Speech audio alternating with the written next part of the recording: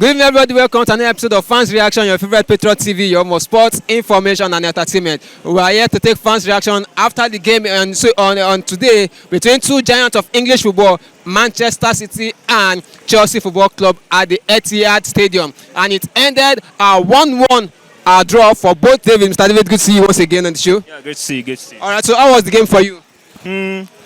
Chelsea went over expectations for me because when I saw the starting lineups, we didn't have Thiago Silva, and Thiago Silva's job is to organize our defense. So when I didn't see Thiago Silva, I saw that he wasn't fit enough. Then I was expecting the worst. But then when I saw the way our defensive game plan was executed, we executed it to perfection. Because even the only goal that we considered was through a deflection. So we executed our defense plan and it was way above expectations.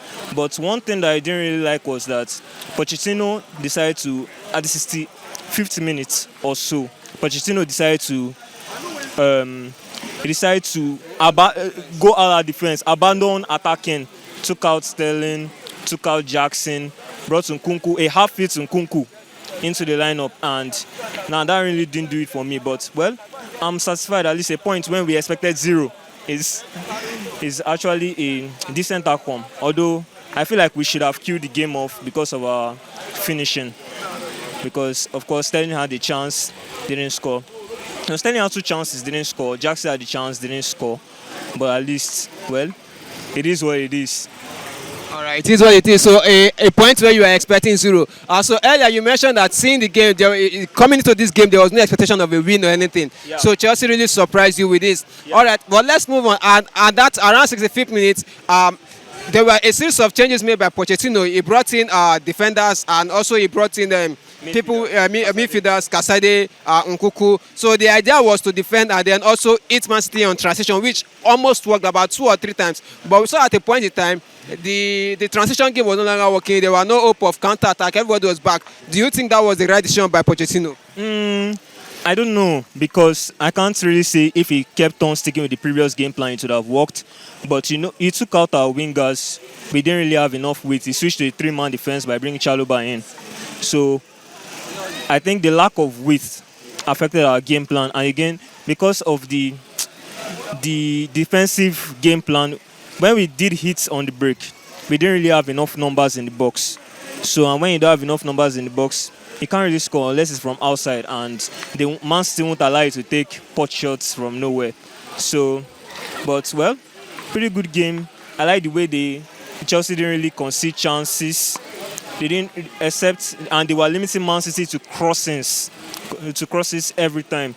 Crosses, and Gusto did a good job marking Doku, because if you look at the game, Gusto was targeted. Like, I think Pep Guardiola's game plan was to target Gusto, much like the way he wanted to target James in the 2022 in the UCL final that we played. So that was the game plan. Targets Gusto, and yeah, Gusto performed admirably. Like, yeah, he actually locked up Doku, and Disasi cleared a lot of balls inside, like that were meant for Haaland. He just kept on clearing. It was like a human stop sign. So that's all. But yeah, I'm happy. I wanted more since I saw the way that the game was going, and because we had clear chances compared to Man City chances. If we were more clinical.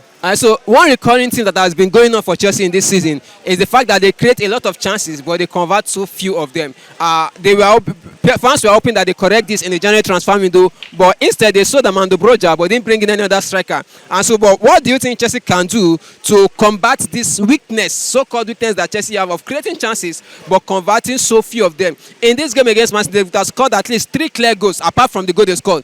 They could have scored 3 other clear goals, but they couldn't convert them. What do Chelsea need to become clinical for the rest of the season?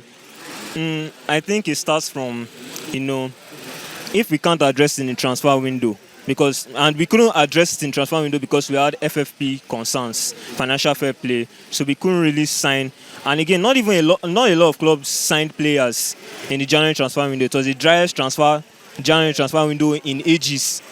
We haven't seen transfer windows dry. So what I would say is that it starts from training ground, but we have been training since September and we haven't actually fixed this problem.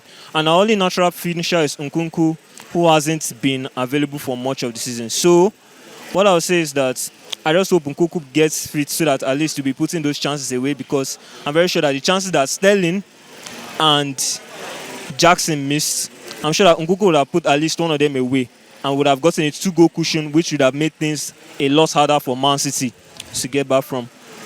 And besides, Palmer has been a decent finisher, but today, strangely, he was not on the end of chances today. So he had a pretty abysmal performance. So, but still, it starts from training ground. Let's see what we can do in training ground, and then maybe when the summer transfer window comes, we should just get a natural finisher that can finish, that smells goals like the way a shark smells blood in the water. Like, yeah, that's what we need in transfer. All right, quickly, last question. Which natural finisher would you love to see in Chelsea? I don't want to be greedy, so I'll say, but I'm greedy. I want Osihmen or Ivantoney. But if you can't get one of them, now forwards are at a premium in the transfer market, and we can't really get premiums forwards right now. So I don't know, Osihmen, Ivantoney, maybe Jonathan David, or if we can even sign Boniface, I would like it. As a Nigerian, I would like Boniface in Chelsea. So of course, but I just hope that we address this problem once and for all, because it has been a problem that's been plaguing us for years, from Timo Werner to Lukaku, who is surprisingly a good centre forward, but he didn't fit the Chelsea gameplay, the Chelsea style of play. So, all right, thank you very much, Mr. David, for your time. We appreciate it. All right, all the best to Chelsea in the rest of the season.